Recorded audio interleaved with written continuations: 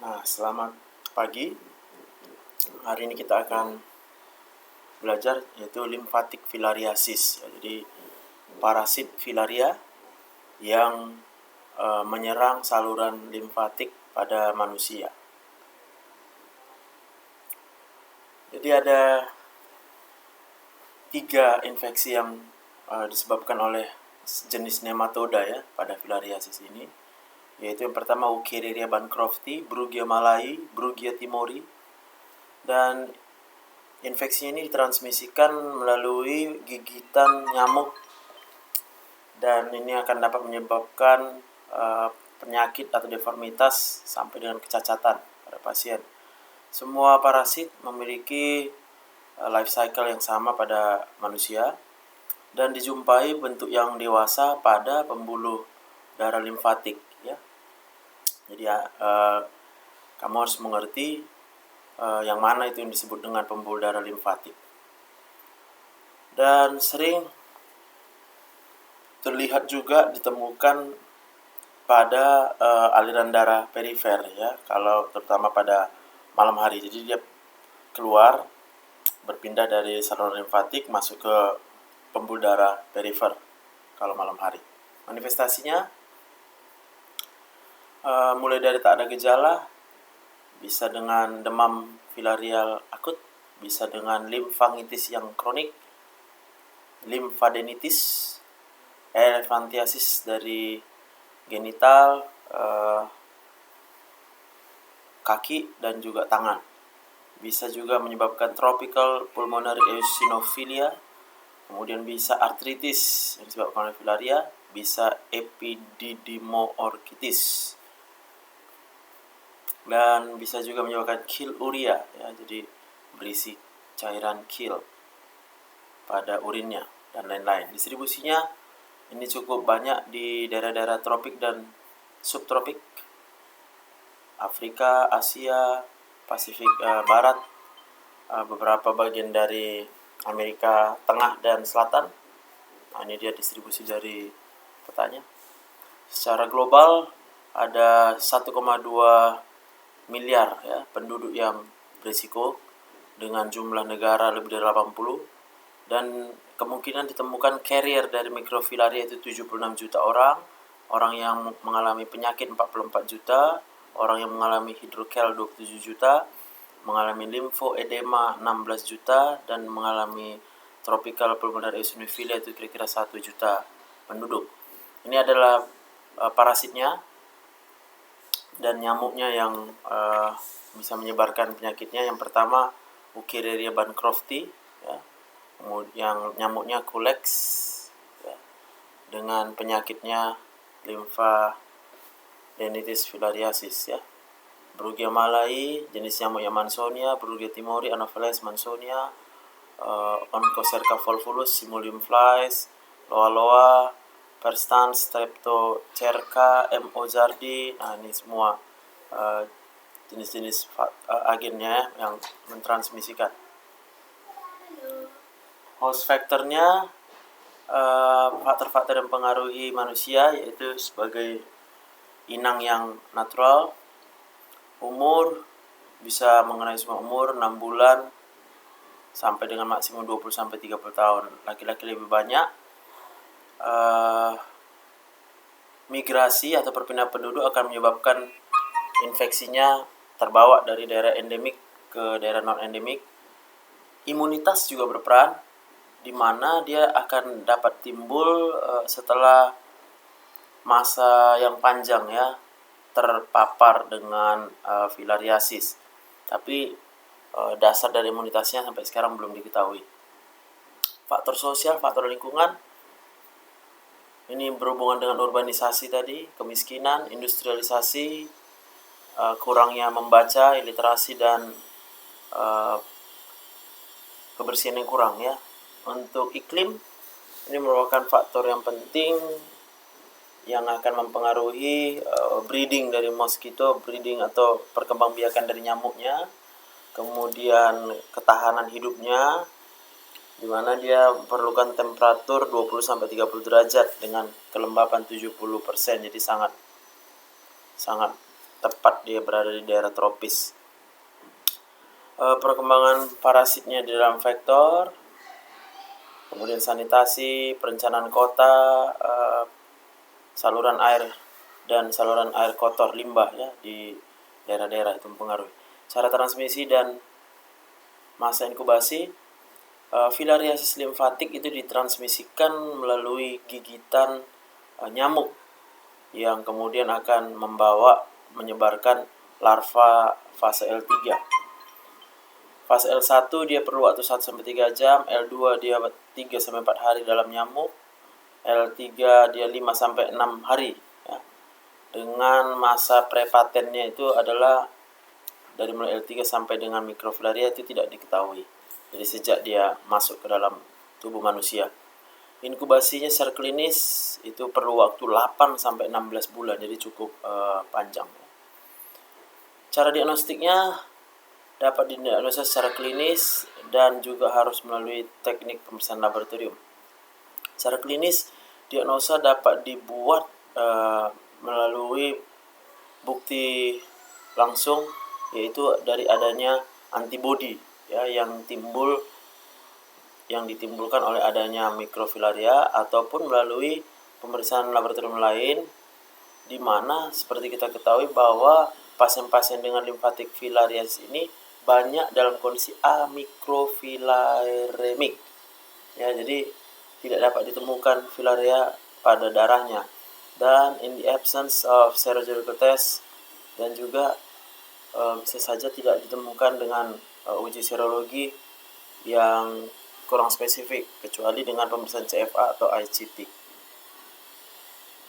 Pada TPE, antibodi serumnya seperti IgG dan IgE akan sangat-sangat tinggi, dan adanya IgG tipe 4 antibodi itu akan merupakan indikasi sedang berlangsung infeksi yang aktif. Jadi yang pertama, untuk pemeriksaan laboratorium mungkin kita bisa menemukan ya mikrofilaria pada darah perifer dengan pemeriksaan hapusan darah tebal, yaitu 2-3 tetes dari darah yang mengalir dengan metode finger prick yang diwarnai dengan JSB2, atau dengan membrane filtration method, yaitu 1-2 cc darah intravena difiltrasi melalui pori-pori berukuran 3 mikrometer membrannya ya. Kemudian dengan DEC provocative test, dosisnya 2 mg per kilogram berat badan. Setelah mengkonsumsi DEC, maka mikrofilaria akan mulai masuk ke dalam darah perifer pada waktu siang hari ya, selama 30-45 menit. Dengan tes imunochromatografik atau ICT, yaitu untuk mendeteksi antigen ya, itu dapat dilakukan dengan CAR test dan melalui uji ELISA.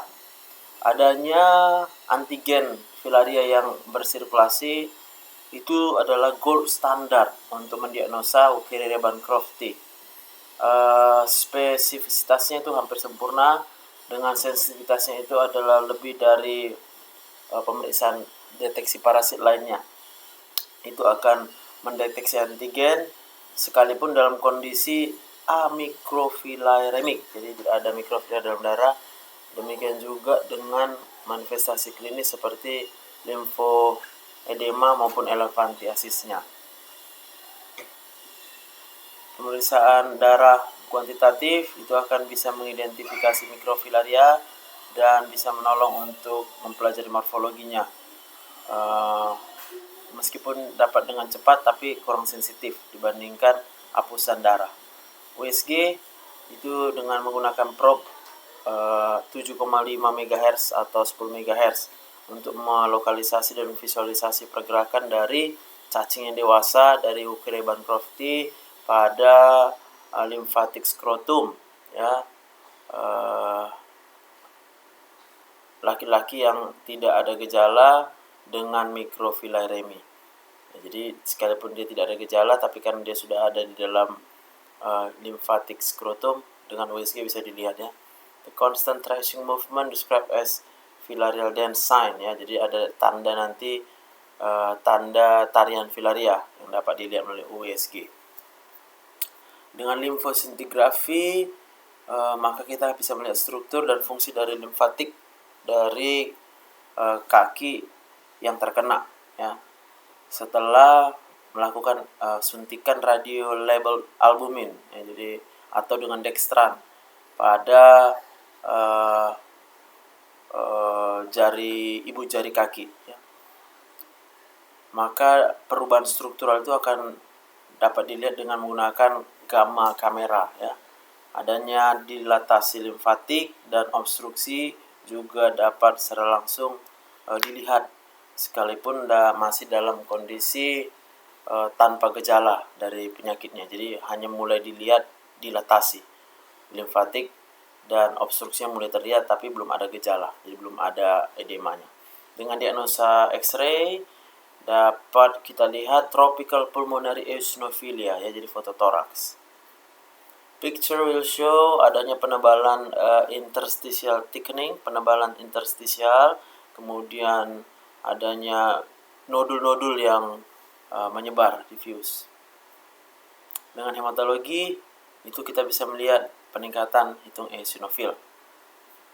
Manifestasi klinisnya mulai dari tidak ada atau dengan mikrofilaremia tapi asimptomatik, demam filaria, mulai terbentuk patologi secara kronik, dan juga dengan tropical pulmonary eosinophilia. Ada dua tipe, ya, manifestasinya. Pertama, filariasisnya di limfatik, yaitu adanya cacing yang dewasa pada limfatik. Kemudian yang occult tidak tampak, ya, jadi hanya timbul dia imuno hyperresponsiveness, jadi hanya imun tubuh kita aja yang muncul. Makanya ini gejalanya bisa tanpa gejala, bisa asimptomatik, bisa demam, bisa menunjukkan patologi yang kronik, dan juga TPE. Stadiumnya ada 4 stadium: asymptomatic microfilariamic stage, asymptomatic microfilariamic stage, ya, jadi ini tidak ada dalam darah, ini ada dalam darah. Kemudian adanya manifestasi akut dan juga mulai masuk stage obstruktif, ini sudah kronik. Yang asimptomatik pada daerah endemik, ya, sejumlah populasi tidak menunjukkan adanya mikrofilaremia ataupun manifestasi secara klinis, meskipun mereka terpapar dengan infeksi larva yang cukup besar, ya. Pemeriksaan laboratorium tidak bisa menentukan apakah mereka terinfeksi atau bebas dari infeksi. Pada stadium asimptomatik mikrofilaremic, jadi mulai ada dalam darah, itu beberapa bagian dari masyarakat yang asimptomatik berbulan-bulan dan bertahun-tahun, meskipun mereka mengalami mikrofilaria masuk ke dalam aliran darahnya. Mereka, yang perlu kita ingat, mereka menjadi sumber infeksi, dan mereka dapat kita periksa memastikan, yaitu dengan pemeriksaan darah pada malam hari dan juga dengan pemeriksaan lain yang cocok. Stadium manifestasi akut selama awal-awal bulan dan tahun mungkin dapat ditemukan episode yang berulang dari inflamasi akut pada pembuluh darah limf ataupun kelenjar getah bening, ya, nodul dari kaki maupun skrotum yang berhubungan dengan superinfeksi oleh bakteri maupun jamur pada jaringan yang sudah mengalami gangguan aliran limfatiknya. Bisa gejala klinisnya demam filaria, bisa limfangitis, bisa limfadenitis, bisa epididymoorkitis. Sedangkan untuk manifestasi yang kronik itu biasa perlu waktu 10-15 tahun. Ini disebabkan oleh kerusakan yang permanen dari pembuluh darah limf yang disebabkan oleh cacing yang dewasa. Dengan perubahan patologisnya itu menyebabkan dilatasi dari pembuluh darah limfatik oleh karena inflamasi yang berulang-ulang, dan ini menyebabkan terjadinya proliferasi pada endotel, lalu kemudian terjadi peradangan yang bergranulomatos reaksinya, di sekitar dari parasit. Jadi parasitnya akan dibungkus ya oleh sel-sel inflamasi.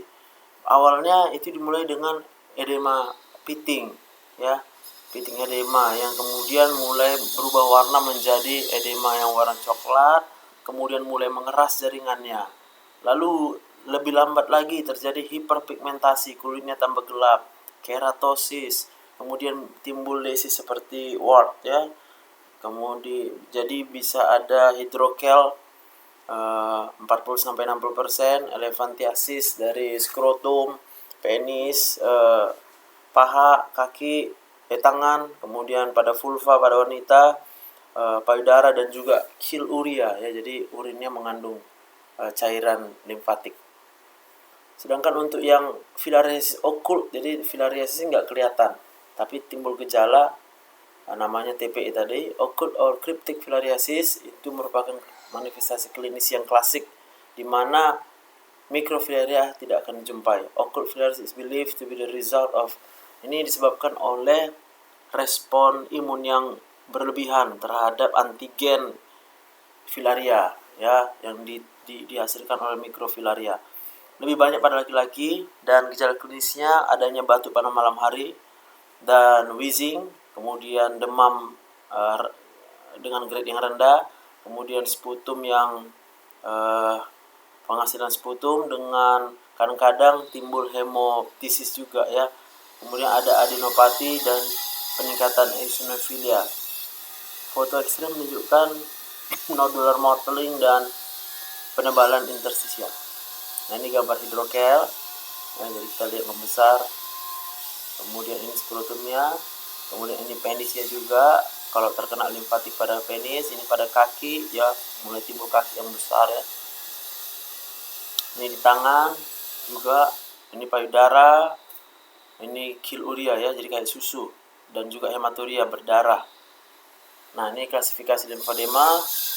Limfodema itu diklasifikasikan pada 7 stadium ya, berdasarkan ada atau tidaknya hal berikut. Pertama, adanya edema, kemudian adanya lipatan, adanya tonjolan knop, kemudian kaki yang mossy foot ya, kemudian mulai timbul kecacatan. Kemudian nah ini dia ya. Ini hanya terjadi limfoedema daripada kaki. Lihat kaki sebelah kanan ini ya. Sebelah kanan. Itu pada stadium 1. Nah, kita lihat gejalanya, pembekakannya yang kemudian akan berkurang pada malam hari, karena pada malam hari biasanya mikrofilarinya akan pindah ke dalam aliran darah perifer, jadi nggak di dalam pembuluh limfatik. Belum ada lipatan kulit ya. Kemudian adanya kulitnya masih mulus dan normal. Nah, ini kalau stage 2, lihat ya, sebelah kanan juga. Mulai pembekakannya tidak bisa kembali pada malam hari. Jadi malam hari juga tetap bengkak. Lipatan kulit masih belum dijumpai. Kulitnya masih kelihatan mulus dan normal. Ini pada stage 3, ini lihat mulai timbul lipatan ya. Dan tetap tidak reversibel malam hari, mulai ada skin fold ya. Jadi lipatannya tapi masih dangkal lipatannya. Kulitnya mungkin masih bisa mulus juga. Nah, mulai dari stage 4 kulitnya mulai irregular ya. Ada knob ya, jadi ini knop-knop ini. Ya. Kemudian ada nodul-nodul. Stage 4 mulai terjadi limfoedema. Ya. Lipatan mulai dalam. Ya. Mulai tidak teratur ya, tampak dari kulitnya. Nah, mulai dari stage 4 skinnya mulai wart-like lesion, jadi kayak apa ya, bunga kol ya, pada kaki ataupun puncak dari ibu jari. Ini lihat ya, kulitnya mulai irregular, Dan di sini pasiennya mulai memerlukan pertolongan untuk dia harus berjalan, jadi nggak bisa sendiri lagi. Mandi semua harus ditolong, itu stage 7. Nah ini kita lihat pembuluh darah limfatik ya. Yang warna hijau ini semua pembuluh darah limfatik ya. Jadi mulai dari kepala, leher, terhubung semua ini dari seluruh tubuh. Ini guna pembuluh darah limfatik adalah mengembalikan kelebihan cairan pada jaringan interstisial. Jadi kalau tersumbat pembuluh darah limfatiknya, maka cairan akan berkumpul menumpuk di dalam jaringan interstisial. Itu yang kita sebut dia dengan edema. The pathology associated with lymphatic filariasis results from a complex interplay of pathogenic potential of the parasite. Ya, parasitnya sendiri itu punya potensi patogen dengan respon dari jaringan ya, terhadap jaringan host ya, terhadap adanya bakteri dan infeksi jamur. Tapi kebanyakan pasien-pasien dengan lymphatic filariasis itu ini penyebabnya. Jadi dia menyebabkan kerusakan pada pembuluh darah limfatik. Jadi kerusakan pembuluh darah limfatik ini itu oleh karena pertama respon imun yang timbul pada saat cacing dewasa itu diserang oleh imunitas kita, atau bisa juga melalui langsung ya, jadi si parasitnya langsung yang merusak pembuluh darah limfatik kita, ataupun melalui produk-produk yang dihasilkan oleh cacing tadi. Marked lymphatic dilation with lymphedema is seen in experimental animals with immune deficiency. Jadi sekalipun ada defisiensi imun, maka bisa juga langsung si mikrofiliaria merusak limfatik. Ataupun kalau dia imunokompeten, maka ini akan menyebabkan granuloma ya, terbentuk granuloma, reaksi granuloma di sekitar dari parasit. Dan ingat, ini akan membuat terjadi obstruksi. Nah, nyumbat ya dari pembuluh darah limfatik, menyebabkan limfoedema.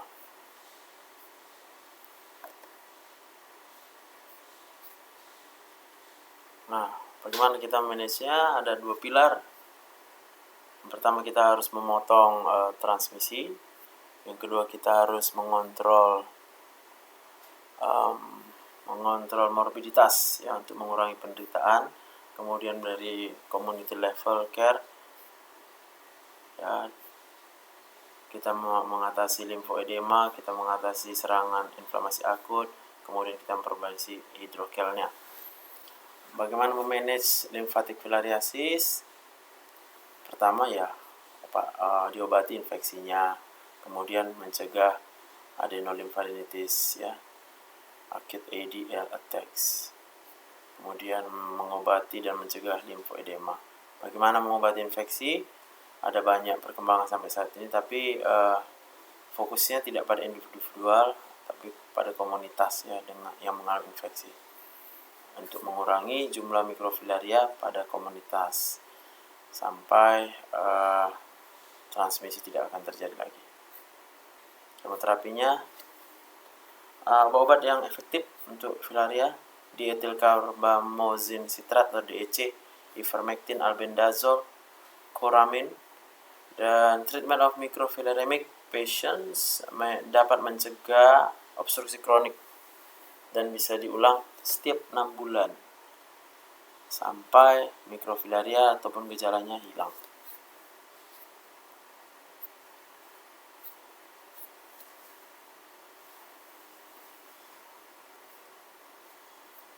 Ya, ini cara kerjanya ya. Dia tidak langsung bekerja pada parasit, tapi melalui imun sistem. Sangat efektif, dapat menurunkan kadar mikrofilaria, jumlah mikrofilaria bahkan pada dosis tunggal. Dosisnya 6 mg per kilogram setiap 12 hari. Tapi baru-baru ini dicoba 6 mg per kilogram dengan dosis tunggal.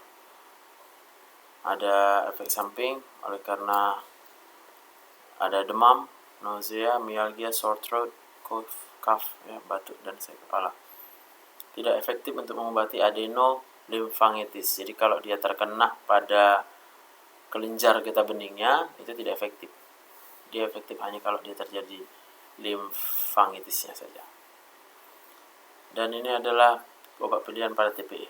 Ivermectin itu secara langsung ya berefek pada mikrofilaria, tapi tidak ada efek pada cacing yang dewasa. Sangat efektif terhadap mikrofilaria. Dosisnya 200 mikrogram sampai 400 mikrogram per kilogram badan.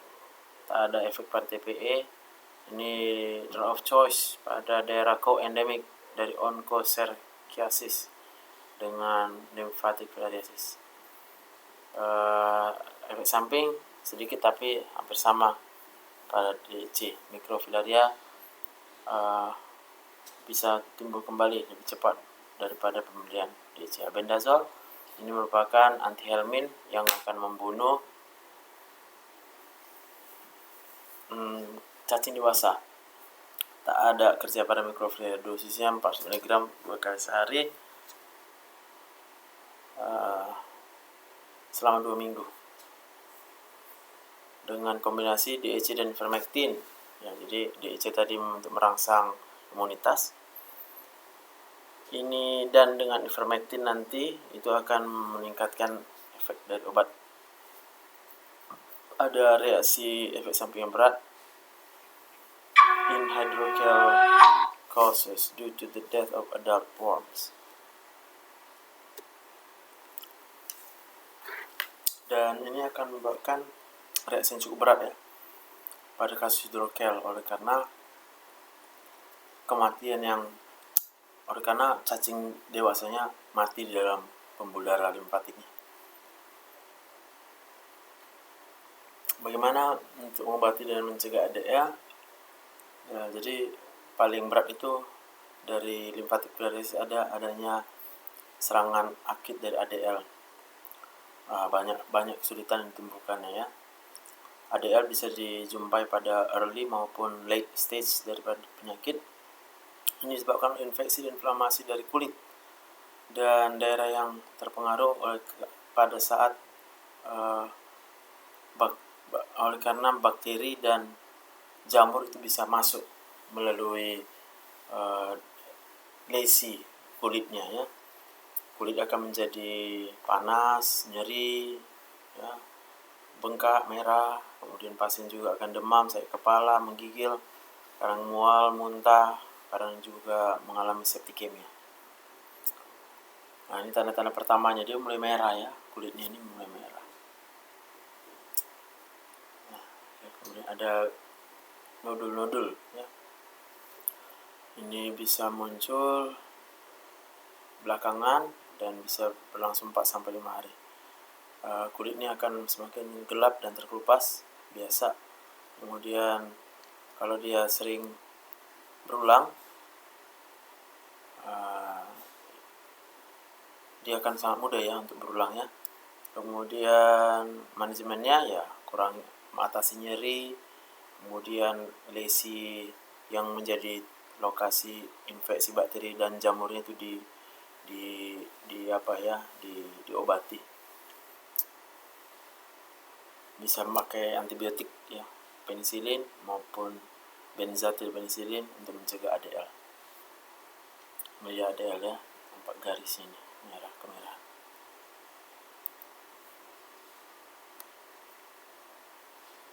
Ini ADL juga. ADL ya, jadi infeksi bakteri dan jamur ya.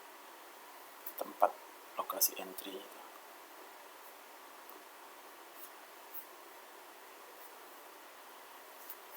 Nah, ini lesi entry lesion itu ya.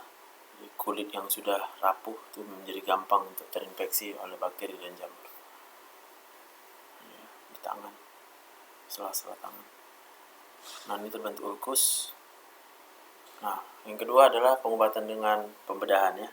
Kalau hidrokel di dieksisi, kemudian di skrotal juga kulitnya akan diambil untuk mempertahankan penis dan testis. Kemudian pada elephantiasis ya, limfoedema, kakinya udah bengkak atau tangannya bengkak, eksisi dari jaringan berlebihan, eksisi dari jaringan lemak subkutan ataupun dengan drainase postural dan fisioterapi. Pengobatan dan pencegahan limfoedema dan elephantiasis. Pengobatan yang dini dengan obat-obatan dapat membunuh cacing yang dewasa, dan secara logika itu akan mencegah perkembangan dari limfoedema. Sekali limfoedema itu terjadi, tak ada obat, dan programnya untuk merawat kaki itulah harapannya untuk mengurangi gejala dan mencegah serangan akut, sehingga mencegah pembengkakan lebih lanjut. Jadi komponen dasarnya higienitas, kemudian mencegah lesi entry, terinfeksi bakteri dan jamur, diobati, olahraga, kaki ditinggikan, pakai alas kaki. Jadi tujuan limfoedema di manage atau diobati untuk mengurangi bau, mencegah infeksi mencegah lesi entry ya, menolong pasien itu percaya diri, mengurangi ukuran limfoedema, kemudian mengurangi beban ekonomi. Ini ya, jadi dicuci, dibantu ya, harus dibantu, nggak bisa sendiri dia.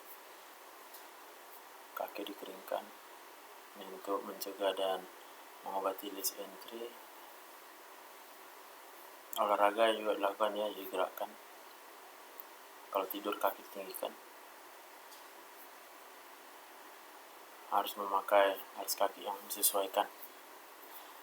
Ini program untuk mengontrol filariasis. Kemoterapi, vektor kontrol. Dan ingat bahwa mikrofilaria tidak bermultiplikasi di dalam vektor. Dan larva yang infektif juga tidak bermultiplikasi pada manusia. Life cycle-nya cukup panjang, lebih dari 15 hari. Case detection and treatment in low endemic areas are suitable for preventing transmission and controlling the disease. Jadi pada daerah-daerah yang tidak endemik, maka kita harus melakukan deteksi kasus dan pengobatan yang lebih dini. Pada daerah yang high endemic, kemoterapi secara massal itu harus dilakukan. DEC, medicated salt, is also a form of mass treatment, juga digunakan untuk pengobatan massal dengan dosis yang rendah pada waktu yang panjang, 1-2 gram per kilogram salt per garam. Kontrol faktor dengan anti larva, itu bisa dengan chemical control, dengan minyak larvicidal nyamuk, pyrosen, organophosphorus compound seperti Temepos, Vention, kemudian removal of pistia plants, minor environmental measures. Anti-adult untuk yang cacing dewasanya, spray DDT, HCH, dieldrin, Peritrum, pencegahan personal reduction of man mosquito contact, jadi mengurangi kontak kita tergigit nyamuk dengan kelambu, kemudian membersihkan rumah dan lain. Untuk manage morbiditas atau tujuannya adalah mengurangi penderitaan, community level care of those with disease, lymphedema, acute inflammatory attacks, hydrocele repair. Thank you.